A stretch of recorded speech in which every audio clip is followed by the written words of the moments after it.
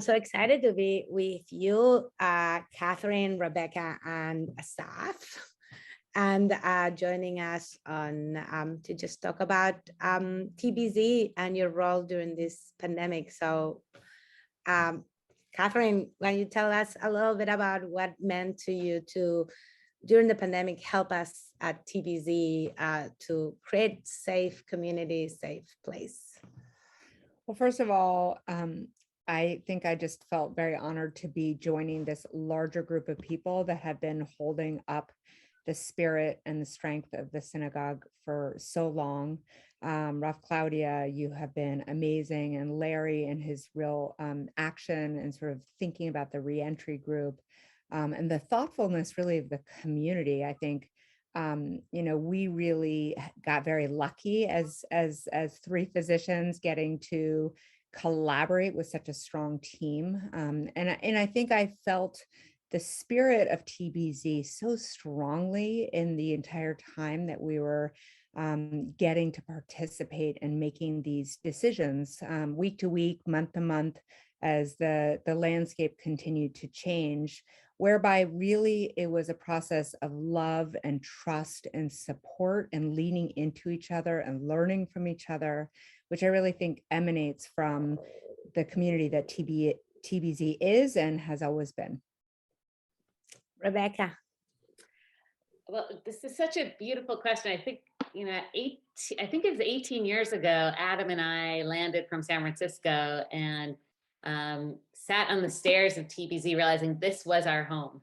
There are going to be other spaces that we were in that felt temporary, but thinking about how this could be a home in the midst of a global pandemic, and all the characteristics of TBZ members, TBZ leadership, the curiosity, the adaptability, the resilience, even the sense of being historically minded. People ask such beautiful questions at the pandemic, to think about what this must have felt like during polio, for example, smallpox, just the range of questions and the interest to ensure that we were responding with equity, we were responding with inclusivity, and that the direction that we were providing TBZ would actually kind of emanate and lead other institutions that people within the TBZ community were also leading.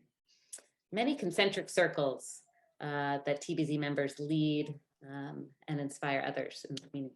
I think first that we, not just the three of us, but really all the health professionals in the community, all the first responders, I think we felt an acute sense of calling and duty to do what we could in this time. This is our field, and the proximity dictates that if we're going to try to be helpful to communities locally, regionally, nationally, internationally, we would also proximally try to be as helpful to our own community, and I really hope that we have done that.